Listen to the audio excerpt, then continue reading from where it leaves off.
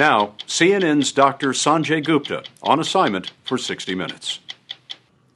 There's a new front in the war on drugs, and it's not the kind of drugs you might think. We're not talking about cocaine, heroin, or methamphetamines. This is about drugs that could wind up in your medicine cabinet. Counterfeit prescription drugs, made with cheaper, sometimes even dangerous ingredients, such as highway paint, floor wax, and boric acid. Criminal counterfeiters will go to any length to evade detection. We found a shadowy network of criminals with made-up names, constantly changing locations, and lots of money. An estimated $75 billion a year. The story will continue in a moment.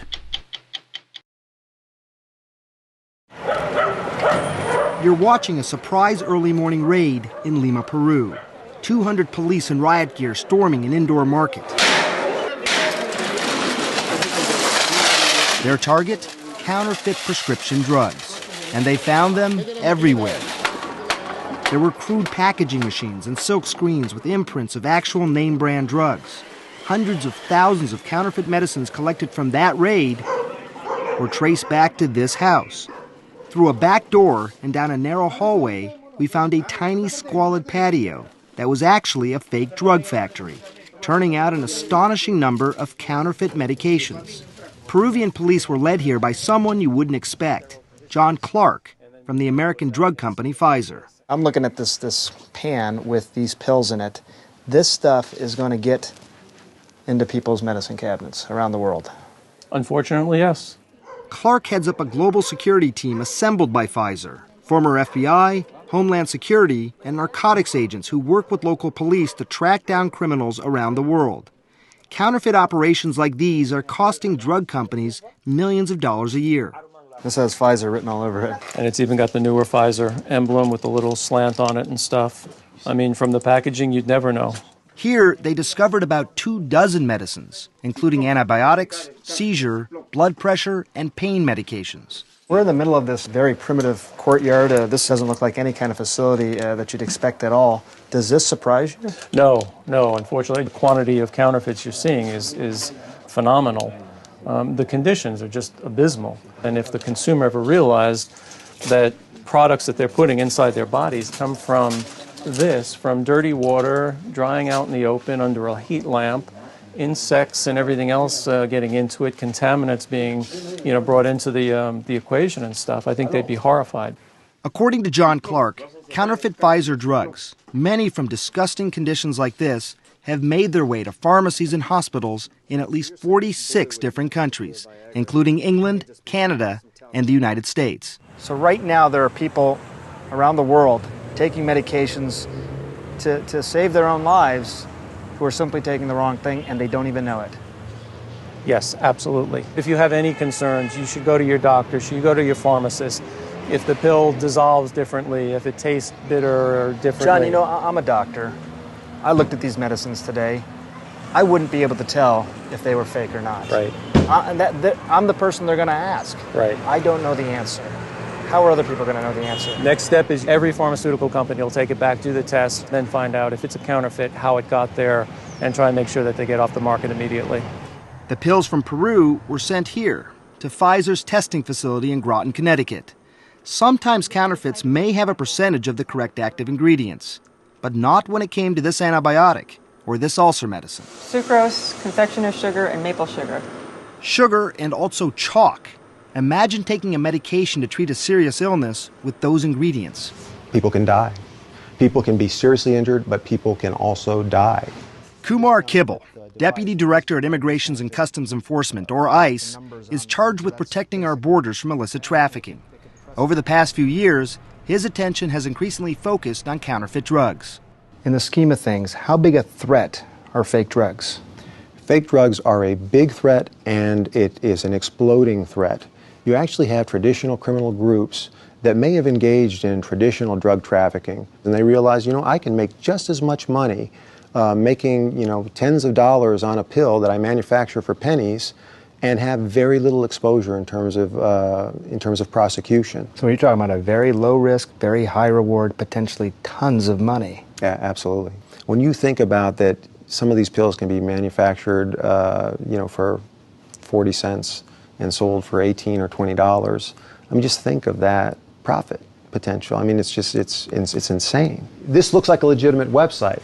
But Kibble tracks counterfeits from their source in clandestine labs to the United States, where they're typically sold through rogue internet sites, often posing as legitimate pharmacies.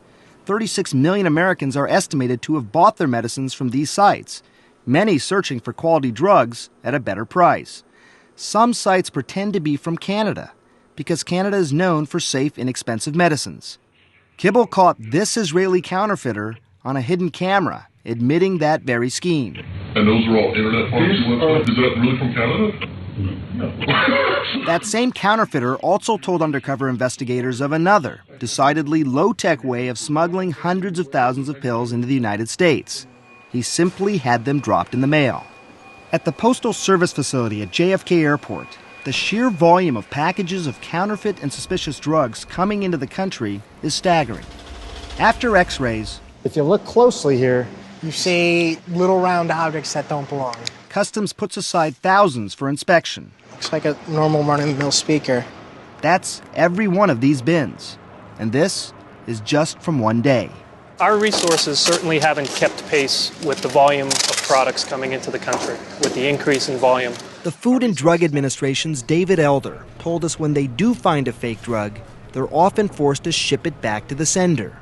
On this day, they found pills and vials from India, posing as legitimate thyroid, fertility, and hypertension medications. They had to send it all back. that sounds crazy. Why not go after this person? We don't have the authority to actually destroy this on site. This product could very well come back into the country through a different mail facility. Maybe it gets through, maybe it gets stopped. But they're banking on one of these times you're going to miss. Yeah, I think they are. And many of these fakes are so sophisticated, even investigators at this FDA lab in Cincinnati couldn't distinguish which bottle of Zyprexa is fake with the naked eye. Using a forensic light source, they can test the ink, and the label that lights up, that's the real one. This fake Lipitor pill looks so authentic, they had to superimpose a diagram of an actual pill to see that the number 20 did not match up. With the naked eye, you could not see this. As I say, in India, you could manufacture anything. There's no limit. Balbir Bogal was recently arrested in Madison, Wisconsin for allegedly trafficking counterfeit drugs. He's also accused of providing millions of anti-anxiety pills from India to a website operator for a site with a common, seemingly harmless name. He was running an internet pharmacy, which is, actually I discovered recently that it's a website, Easy Meds for You. Easy Meds for You. Yes. He had lots of suppliers. You've never met him? Never met him. It's a total virtual world. Absolutely never met him, and I didn't even believe what his name was real or not. Bogal maintains his innocence and claims he was only supplying anti-anxiety medicines with the proper formulation and thought it was for the Asian market. The government says he knew the pills were illegally coming into the United States. Were you worried at all about these medications, where they were going to end up? Never looked at that issue at all. Do you wish you had it? Yes. What is even more alarming is these counterfeit medications are not just being sold on the internet. They are also making their way into mainstream pharmacies and hospitals. FDA Commissioner Margaret Hamburg says that while the vast majority of our drug supply is safe, there's reason for concern. You know, we don't really know the full dimensions of the problem, but we do know that in certain countries, somewhere between 30 and 50% of really important drugs for health are in fact counterfeit. How does all this increase in counterfeit drugs around the world affect the United States? Just consider that 40% of drugs taken in this country come from other countries. 80% of the active pharmaceutical ingredients in drugs taken in this country actually comes from other countries. Even if the prescription medications are manufactured in the United States, the raw ingredients often come from overseas through a complicated web of suppliers and distributors, and are increasingly vulnerable to counterfeiting. That's what happened in 2008 with the blood thinner heparin, which millions of Americans rely on to prevent blood clots. Little did the manufacturer, Baxter International, know that one of the raw ingredients from China was counterfeit. How many people were affected by this? In this country, a little over 80 people actually died from contaminated heparin. Baxter says the number of deaths is closer to 4 or 5. but everyone agrees it's difficult to know the exact number. Nurse Colleen Hubley says at her dialysis center in Toledo, Ohio, she saw one patient have cardiac arrest and others with strange symptoms after receiving heparin. Having hypotension, diarrhea, vomiting. I even had another patient that stated to me, you know, what is going on around here? Had you ever seen anything like this? No. And then she says she saw the same symptoms in her own family. She says her husband Randy and her mother-in-law, both regular users of heparin due to chronic kidney disease, had bad reactions and died within a few days. Baxter, which is being sued by Colleen Hubley and others, disputes that and says the serious underlying medical conditions of her family and patient, quote, much more likely caused their deaths. You lost one of your patients, your mother-in-law, and your husband Randy, within a month or so. Gone. Colleen Hubley says she never imagined heparin could be counterfeit. You really counted on that heparin Yes, being we perfectly did. fine. And I don't know if in my nursing career I'll ever take anything for granted again. Baxter's CEO told Congress that he deeply regretted what had happened. The company told us in a letter that the counterfeit ingredient so closely mimicked heparin that it was able to evade the quality control systems and regulatory oversight of more than a dozen companies and nearly a dozen countries. 3 years later, FDA Commissioner Hamburg told us they're still struggling to get to the bottom of it. Do you know who perpetrated this crime with the heparin contamination or exactly how they did it? We do not know the answer to that question. Despite what happened with heparin, most of the ingredients in our medicines today still come from other countries, including China and India, which have notoriously weak regulatory systems. The FDA only inspects about 12% of overseas facilities a year. Everyone's concerned. It's hard to regulate. It's potentially problematic, even deadly. Why does it continue to happen? I think that we live in a globalized world, and components of all kinds of products are going to come from all over the world. It's cheaper over there. It's economics. It is economics for the companies. I do believe that we can do an enormous amount to strengthen the safety of the supply chain. Drug companies say they already have their own systems in place to protect their supply chains.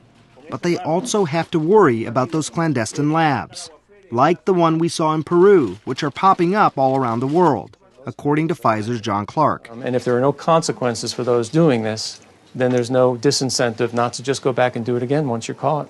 I mean, the profit on illegal medicines is just phenomenal. And catching them isn't easy. At the lab in Peru, police arrested a messenger, but the kingpin of the counterfeit drug operation had slipped away. What do you think, John? Are they going to find this guy? They'll be lucky if they do.